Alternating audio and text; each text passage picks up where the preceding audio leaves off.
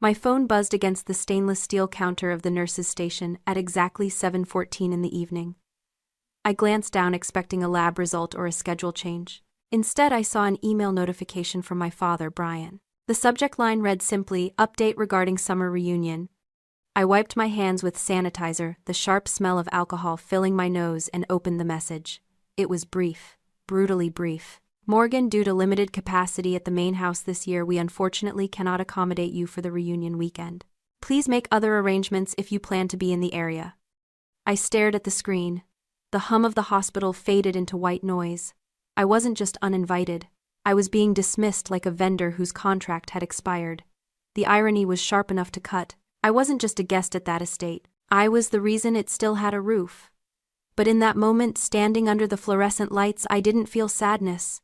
I felt a cold, clinical clarity wash over me. It was the same feeling I got during a code blue. The emotion shuts off and the training takes over. Have you ever felt like the invisible one in your own family? Let me know your story down in the comments. I didn't throw my phone. I didn't cry in the break room bathroom. I didn't even type out a furious response demanding an explanation. In my line of work, panic is a liability. When a patient is hemorrhaging, you don't ask why they are bleeding. You stop the flow. You apply the tourniquet. You amputate if you have to. I sat down on the vinyl stool, the material squeaking slightly in the quiet room, and unlocked my phone again. I didn't open my email. I opened my banking application. My thumb hovered over the scheduled transfers tab. There it was, pending for the first of the month, just like it had been for the last 5 years. $3,500. Labeled simply main mortgage. $3,500 a month. That was $42,000 a year. Over 5 years, I had poured $210,000 into a property that my name was legally attached to, but my presence was apparently forbidden from. I looked at the number on the screen. It didn't look like money anymore. It looked like a tumor. For years I had told myself this was my duty. My father Brian had framed it as an investment in our legacy. He had needed a co-signer for the renovation loan, $180,000, to update the roof, the deck, and the wiring of the old family estate. He couldn't get approved on his own credit, not after his third failed business venture. So I stepped in. The capable daughter, the one with the steady income and the pristine credit score. I signed the papers. I set up the autopay. I realized then, staring at the blue light of the screen, that I had been operating under a delusion. It's a concept in economics called the sunk cost fallacy, the idea that you continue a behavior or endeavor as a result of previously invested resources. I kept paying not because they treated me well, but because I had already paid so much. I thought I was buying equity in my family's affection. I thought I was purchasing a permanent seat at the table. But love isn't a subscription service. You shouldn't have to pay a monthly premium just to be tolerated. I tapped the transfer. A menu popped up. Edit. Skip. Cancel series. I selected cancel series. The app asked me for confirmation. Are you sure you want to cancel this recurring payment? I didn't hesitate. My pulse didn't even quicken. The line item vanished from the screen. Just like that. The digital tether that had bound me to their approval for half a decade was severed. It was a clean cut. Surgical. I closed the app and put the phone back in my scrub pocket. I took a deep breath, inhaling the scent of antiseptic and stale coffee. I felt lighter. The anger hadn't hit me yet, that would come later, I knew. But in that moment, all I felt was the cool, quiet satisfaction of a problem solved. They wanted me gone. Fine. But they forgot that when you cut off the source, the lights go out. I walked back out to the floor. I had patients to tend to. I had lives to save. And for the first time in my life, I wasn't going to waste my energy trying to save people who were drowning me to stay afloat. The reunion weekend arrived like a cold front. I didn't go anywhere. I stayed in my apartment 22 floors above the city, surrounded by glass and chrome and silence. It was a fortress of my own making, paid for with the money I earned, saving lives, not the money I inherited or swindled. I made myself a cup of tea, the ceramic warming my palms, and did the one thing I knew I shouldn't do. I opened Instagram. I told myself it was recon, intel gathering, but really it was just the human urge to touch a bruise to see if it still hurt, and it did. The first post was from my brother Jared. A video story. He was standing on the expansive deck overlooking the Atlantic Ocean, the deck that had cost $45,000 to reinforce 3 years ago. Money I had wired directly to the contractor because my father's credit card was declined. "Family time is the best time," Jared shouted over the wind, holding a beer. Behind him, the ocean churned gray and beautiful. He panned the camera. There was my mother Susan laughing, her head thrown back, a glass of Chardonnay in her hand. There was my father Brian manning the grill, looking like the lord of the manor. There were cousins I hadn't seen in years, aunts and uncles who probably assumed I was too busy working to come. It wasn't just a party, it was a production. But what struck me wasn't their happiness. It was the complete, seamless nature of my absence. There was no gap where I should have been. No empty chair. No paused conversation. It was as if I had never existed. They weren't missing me. They were thriving because of what I provided, and my physical presence was apparently the only cost they weren't willing to pay. I zoomed in on a photo my mother posted. The caption read, "Blessed to have this legacy for our children." Our children, plural, but only one child was there. The anger finally arrived then. It wasn't hot or explosive, it was cold. It started in my chest and spread to my fingertips, steadying them. They were drinking wine on a deck I paid for. They were sleeping under a roof I insured. They were celebrating a legacy that was currently being subsidized by my 12-hour shifts in the trauma unit. I wasn't a family member to them. I was infrastructure. I was the plumbing, the wiring, the foundation essential but meant to be hidden behind the drywall. I closed the app. I didn't comment. I didn't like the posts. I simply set the phone down on my granite countertop. The silence in my apartment felt different now. It wasn't lonely. It was pregnant with potential. They thought they had erased me. They thought they could ghost me in my own life. But ghosts have a way of haunting the places they are denied rest. And I was about to become the most terrifying kind of ghost, the one who holds the deed.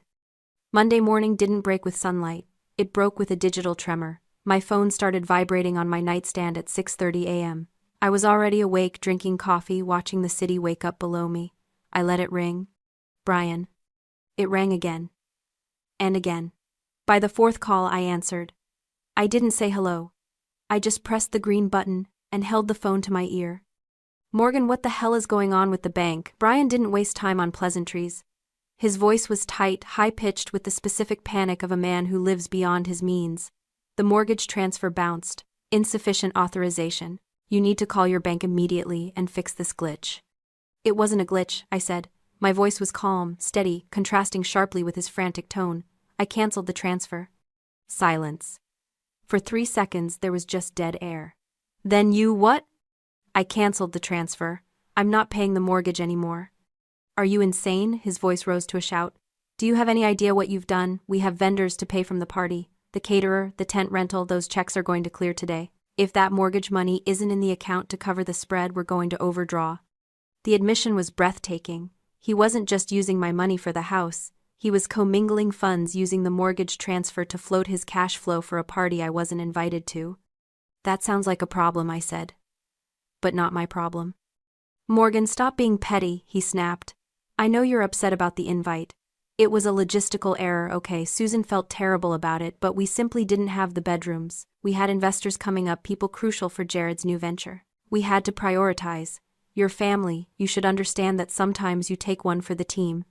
"Take one for the team," I repeated. "I've been funding the team for 5 years, Dad. I bought the uniforms. I built the stadium.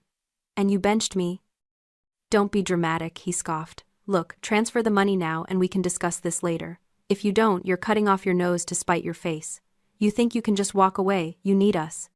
"I need you," I asked, a laugh bubbling up in my throat, dark and humorless. "Dad, look around you. Look at the deck. Look at the roof. Look at the wine in your fridge. I don't need you. You are currently standing inside my charity." "You ungrateful little—" "I'm hanging up now," I said. "Good luck with the vendors." I ended the call. My hand was shaking slightly, not from fear but from the adrenaline of finally saying it. He thought he had leverage. He thought he held the cards because he was the patriarch. He didn't realize the game had changed. He wasn't the player anymore. He was the liability. And liabilities get liquidated. I didn't wait for him to call back. I dialed a number I had saved under emergency professional. It was David, a forensic accountant I had worked with 2 years ago when a hospital administrator tried to embezzle from the nursing pension fund. David was expensive, discreet, and terrifyingly good at finding money trails people wanted hidden. "Morgan," he answered on the second ring. You don't call to chat. What's wrong? I need you to look into a property, I said, skipping the small talk. The estate in Maine. I co-signed a renovation loan 5 years ago. I need to know the current financial status, and I need you to look for any irregularities in income associated with that address. Irregular income, David asked, his tone sharpening. You think they're laundering? I think they're spending money they don't have, I said. And I want to know where it's coming from. Give me 2 hours. It took him 90 minutes. When my phone rang, I was pacing my living room, the city view blurred by my own agitation. You were right to call, David said. I found something interesting. Actually, I found something criminal. Tell me. The property isn't just a private residence, Morgan. It's listed on a luxury rental platform under the name The Cliffside Estate. It's been active for 18 months.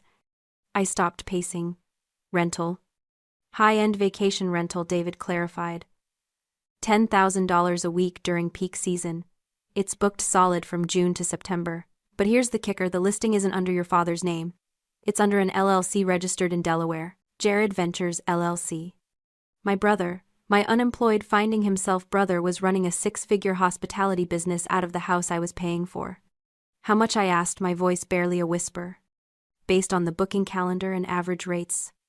Conservative estimate, they've pulled in over $150,000 in the last year alone.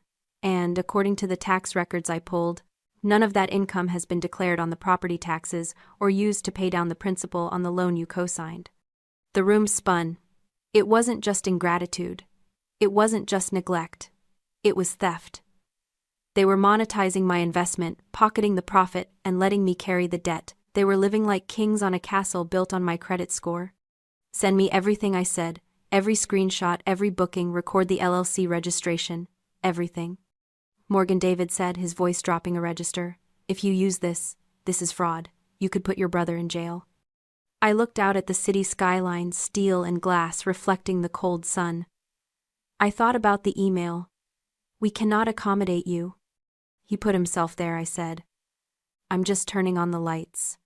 I hung up. The sadness was gone. The hurt was gone. All that was left was the cold, hard certainty of a diagnosis. The infection was deep. It was systemic. And it was time to cut it out. I drove north. The city faded into suburbs, suburbs into highways, highways into the rugged, pine-lined roads of coastal Maine.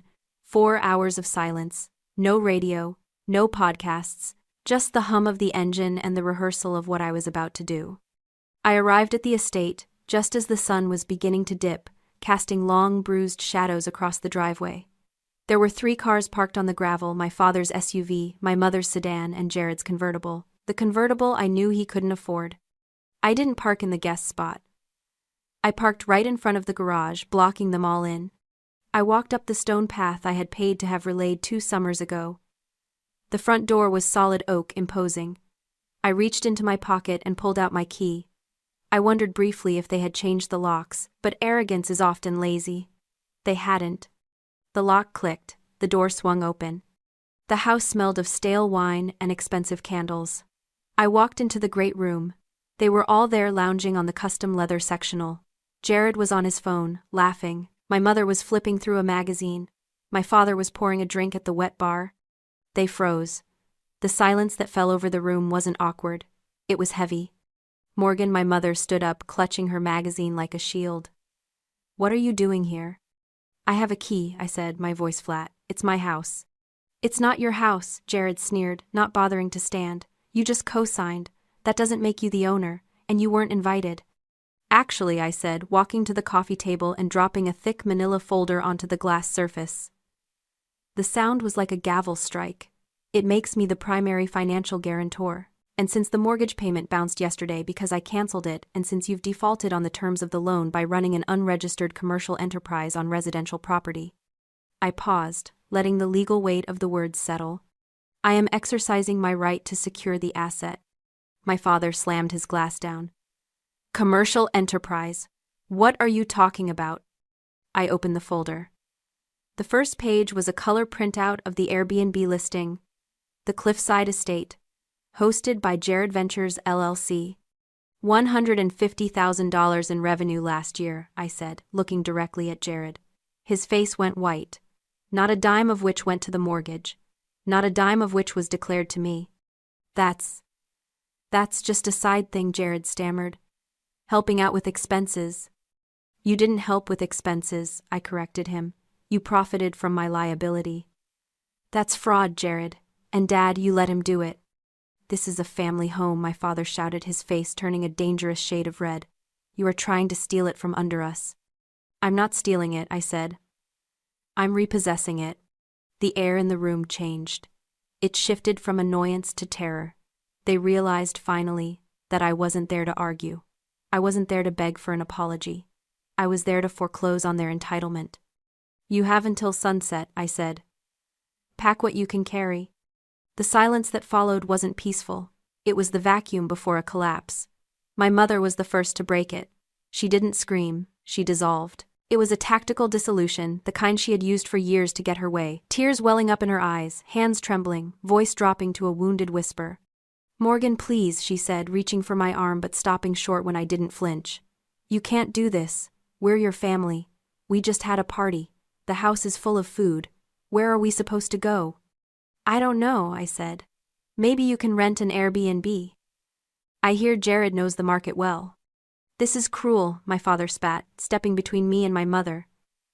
You're doing this out of spite because you weren't invited to a barbecue. You're going to evict your own parents over a bruised ego. I'm evicting you over fraud, I corrected him. And it's not spite. I won't leave, Jared said, crossing his arms. He was trying to look defiant, but he looked like a child caught stealing from the register. I have tenants coming next week. A corporate retreat. They paid $6,000 up front. I can't just cancel.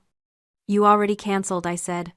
I contacted the platform an hour ago with the deed and the police report number I filed for identity theft regarding the utility bills. The listing has been suspended. The money is being refunded from your account. Jared's phone buzzed in his pocket.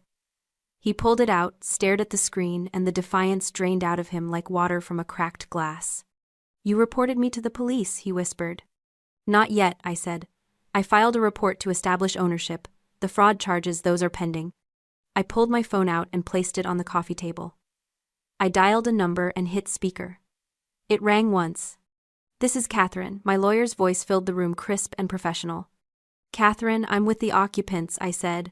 They are refusing to vacate. Certainly, Catherine said.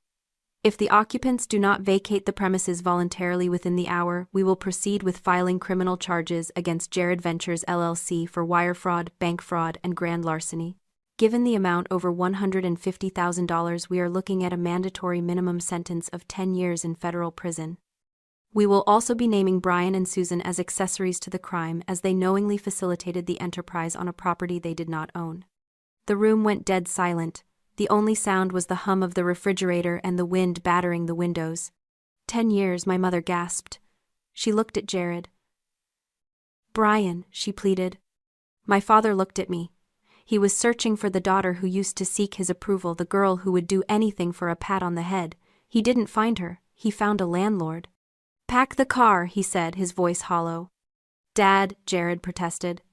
Pack the car, Brian roared, the veins in his neck bulging. Do you want to go to jail? Because she'll do it. Look at her face. She'll do it. It took them 40 minutes. I stood by the door watching. I didn't help. I didn't hinder. I just witnessed. They threw clothes into garbage bags. They grabbed the expensive wine. They took the leftover catering trays. It was a chaotic, humiliating retreat. When the last bag was in the trunk of my father's SUV, he turned to me on the porch.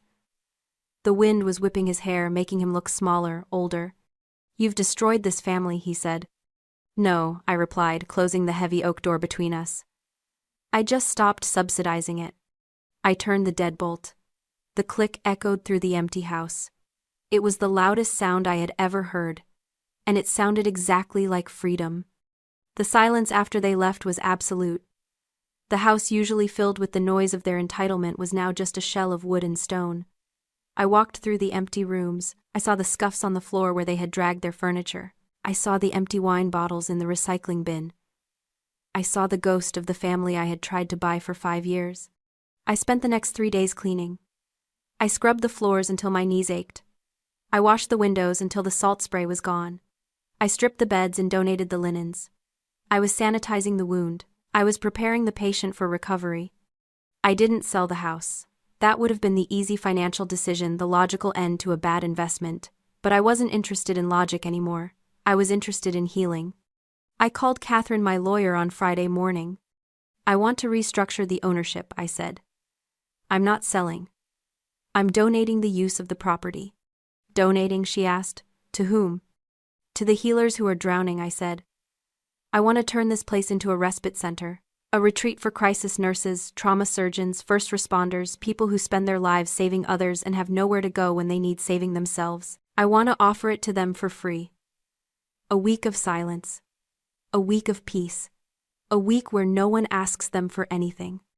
That's generous, Catherine said, her voice softening. And the operating costs? I'll cover them, I said. It costs less than supporting a family that hates me. I renamed the estate. It wasn't the Cliffside Estate anymore, it was the Haven. 6 months later, the first guest arrived. She was an ER nurse from Chicago who had worked through the worst of the pandemic and hadn't slept a full night in 2 years. I met her at the door not as a landlord but as a colleague. I gave her the key. I told her the fridge was full. I told her the ocean was hers. When she cried, I didn't offer empty platitudes. I just let her cry. Because I knew that sometimes the only way to heal is to finally be allowed to fall apart in a safe place. My family tried to reach out when the news hit the local paper. They saw the article about the nurse who donated her $1 million view. They saw the praise.